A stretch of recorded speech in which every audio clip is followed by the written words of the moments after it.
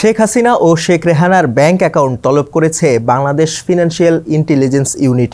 এই বিষয়ে একটি প্রতিবেদন ছাপা হয়েছে দৈনিক সমকালে। আর এই বিষয়ে বিস্তারিত জানাতে আজকে আমাদের সংবাদ পর্যালোচনায় যুক্ত আছেন সমকালের বিশেষ প্রতিনিধি ওবায়দুল্লাহ রনি। তার কাছ থেকে বিস্তারিত জানবো। রনি, কেমন আছেন? ভালো, আপনি কেমন আছেন? জি, আমি ভালো আছি। সাবেক প্রধানমন্ত্রী শেখ হাসিনা ও তার বোনের যে ব্যাংক অ্যাকাউন্ট তলব করেছে, এই বিষয়ে আপনার কাছ থেকে একটু বিস্তারিত জানতে চাই। হ্যাঁ, ধন্যবাদ। এটি আসলে আপনি জানেন নিশ্চয়ই ৫ আগস্ট আওয়ামী লীগ সরকার পতনের পর থেকে এটা কিন্তু অনেকেরই ইতিমধ্যে ব্যাংক অ্যাকাউন্ট তলব বা ফ্রিজ করেছে।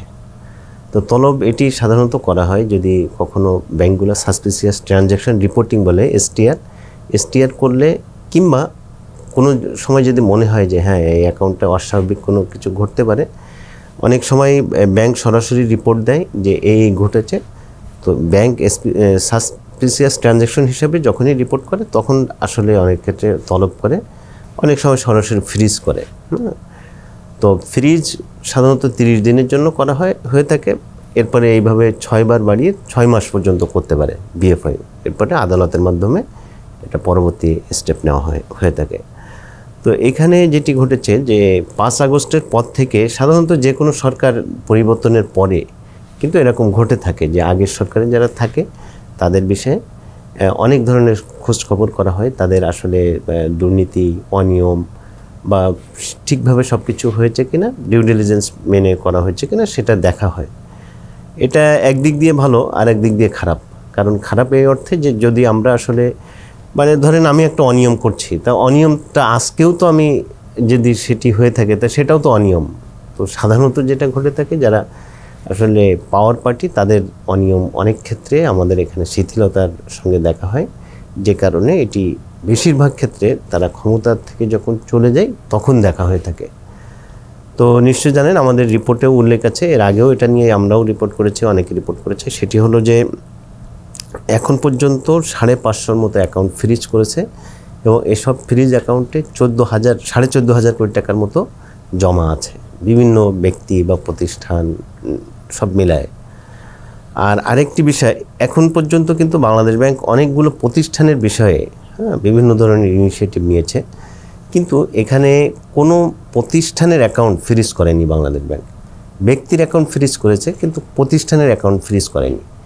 এটার একটা যুক্তি হলো যে যেহেতু প্রতিষ্ঠানে অনেকের এমপ্লয়মেন্ট হয় আর প্রতিষ্ঠানের সঙ্গে অনেক কিছুই জড়িত, ধরেন যারা খাদ্য সরবরাহ করে কিংবা ইম্পোর্ট করে তাদের সেখানে এই সরবরাহ চেইনের জন্য কোনো বাধাগ্রস্ত না হয়, এই জন্য কোনো প্রতিষ্ঠানের অ্যাকাউন্ট এখন পর্যন্ত ফ্রিজ করা হয়নি। এসবই ব্যক্তির অ্যাকাউন্ট ফ্রিজ করেছে। এই ফ্রিজ করার যে একটি মানে এগুলোর প্রভাবটা কি পড়বে? আচ্ছা, প্রভাব হলো ধরুন যার অ্যাকাউন্ট ফ্রিজ করছে তো সে ফ্রিজ অ্যাকাউন্ট থেকে কোনো টাকা উত্তোলন করতে পারে না। অবশ্য ওই অ্যাকাউন্টে জমা হতে পারে। তো উত্তোলন করতে না পারলে তো নিশ্চয়ই তাকে সে তার যে দৈনন্দিন কার্যক্রম বা কিংবা ধরেন ব্যক্তি হলে তো সে তার নানানভাবে ক্ষতিগ্রস্ত হয়। আর এটি আসলে এক ধরনের আর্থিক শাস্তিও বলতে পারেন। হ্যাঁ, এটা মানি লন্ডারিং আইন প্রতিরোধ যে আইন সে অনুযায়ী এটি করা হয়ে থাকে। এটা এক ধরনের আর্থিক শাস্তি, মানে আপনার টাকা আছে অ্যাকাউন্টে কিন্তু আপনি টাকা তুলতে পারবেন না, এটা এক ধরনের এর শাস্তি। তো এটা হলো শাস্তির প্রথম ধাপ। এরপরে ধরেন এটি তদন্ত হবে, আদালতে প্রতিবেদন সাবমিশন হবে। এরপরে দুদক, সিআইডি কিংবা এনবিআর, মানে যার রিলেটেড যেটা দুর্নীতির কারণে হলে এটা দুদক থেকে মামলা হয়। যদি অপরাধমূলক কোনো কারণে মাধ্যমে অর্জিত টাকা হয়ে থাকে তাহলে সেটি মামলা করে সাধারণত হলো সিআইডি। আর যদি রাজস্ব রিলেটেড কোনো বিষয় থাকে তখন সেটা এনবিআর থেকে মামলা বা অন্য ব্যবস্থা নেওয়া হয়ে থাকে, অথবা রাজস্ব আদায়ের ব্যবস্থা করা হয়ে থাকে। তো এটি আসলে একদম মানে এই কারণেই আপনার নিশ্চয় মনে আছে যে আমাদের এখানে বিগত সরকারের সময়ে এই যে বেগম খালেদা জিয়া, বিএনপির নেত্রী বেগম খালেদা জিয়া, তার একটি হয়েছিল, সাজা হয়েছিল। সেটি কিন্তু হয়েছিল একটা জিয়া অরফানেজ ট্রাস্ট যে দুর্নীতি মামলা। সেই মানে এখন যেটি ঘটেছে এটাও কিন্তু একটা ট্রাস্টের, যে জাতির জনক বঙ্গবন্ধু শেখ মুজিবুর রহমান মেমোরিয়াল ট্রাস্ট। যে এবং ওই ট্রাস্টের কারণেই কিন্তু ওনাদের অ্যাকাউন্টটা করা হয়েছে, অ্যাকাউন্ট তলব করা হয়েছে। এখানে ডিটেল ইনফরমেশন নিয়ে সেখানে আসলে কি পাওয়া যায় তার উপর ভিত্তি করে পরবর্তী স্টেপ বিএফআই ঠিক করবে যে হ্যাঁ তাদের শাস্তি হবে নাকি, মানে তাদের বলতে আর কি এই অ্যাকাউন্ট ফ্রিজ হবে নাকি কি হবে, বা এখানে আসলে দুর্নীতি হয়েছে কিনা, বা এখানে অস্বাভাবিক কোনো শেখ হাসিনা এবং শেখ হাসিনার অন্যান্য পরিবারের সদস্যদেরও দেখা গেছে যে ব্যাংক অ্যাকাউন্ট তলব করা হয়েছে, সেই বিষয়ে একটু আপনার কাছে জানতে চাই। হ্যাঁ নিশ্চয়ই, আপনি জানেন যে আওয়ামী লীগের যে গবেষণা সেল আছে সিআরআইয়ের সঙ্গে রিলেশনের কারণে কিন্তু ওটা ফ্রিজ করে দিয়েছে। যেমন মানে শেখ হাসিনার ছেলে মেয়ে, তারপর শেখ রেহানার ছেলে মেয়ে, তাদের অ্যাকাউন্ট কিন্তু ফ্রিজ করা হয়েছে। এটি আসলে মেবি গত মাসে ফ্রিজটা করেছিল বিএফআই, তো তাদের অ্যাকাউন্ট অলরেডি ফ্রিজ অবস্থায় আছে। আরেকটি বিষয় আপনার প্রতিবেদনে উল্লেখ রয়েছে যে ধারাভাষ্যকার জাফরুল্লাহ শারাফাত, তার অ্যাকাউন্ট এবং তার ভাইয়ের অ্যাকাউন্ট, এই বিষয়ে আপনার কাছে একটু জানতে, এই প্রতিবেদনে এটা কিভাবে আসলো? আচ্ছা ধন্যবাদ। যে এটি আসলে আমার কাছেও যে খুব পরিষ্কার না, কিন্তু আমরা বিভিন্ন সময় বিভিন্ন ধরনের কথা কিন্তু শুনেছি।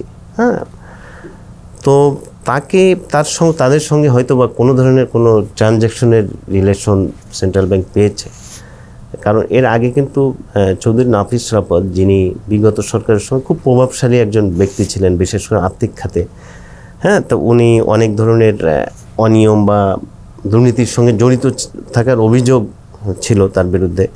তো ওই সময়ই কিন্তু বিগত সরকারের সময় তাকে কিন্তু ফার্মার্স ব্যাংক থেকে অনেকটা আকস্মিকভাবে মানে উনি পদত্যাগ করেছিলেন।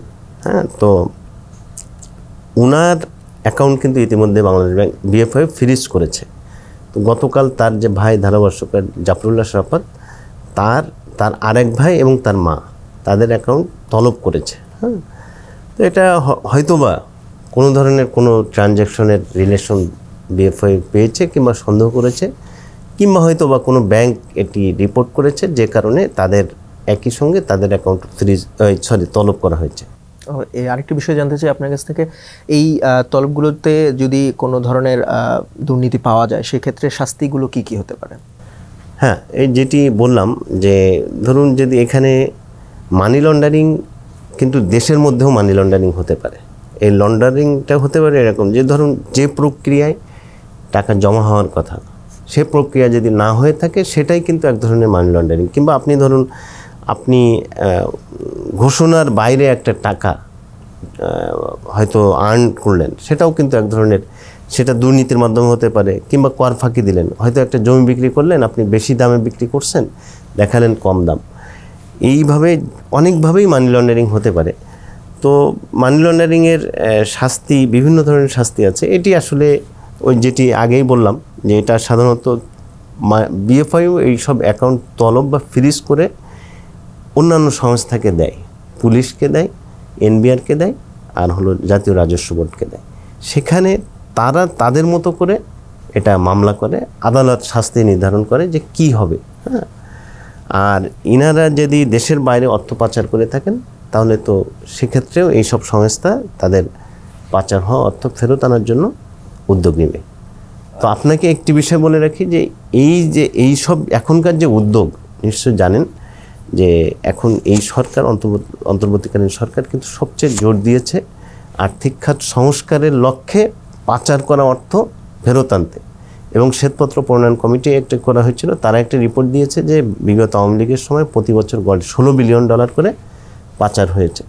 তো এই সব যে উদ্যোগ, এসব কিন্তু পাচার করা, মানে পাচারের যে মানি ট্রেলটা করার জন্যই, এবং পাচার হওয়া অর্থ ফেরত আনার একটা উদ্যোগের অংশ হিসেবে এসব করা হচ্ছে। রনি, আপনাকে অসংখ্য ধন্যবাদ সংবাদ পর্যালোচনায় আমাদেরকে সময় দেওয়ার জন্য। পরবর্তীতে অন্য বিষয় নিয়ে আপনার সঙ্গে আমরা আবারও যুক্ত হব। ধন্যবাদ।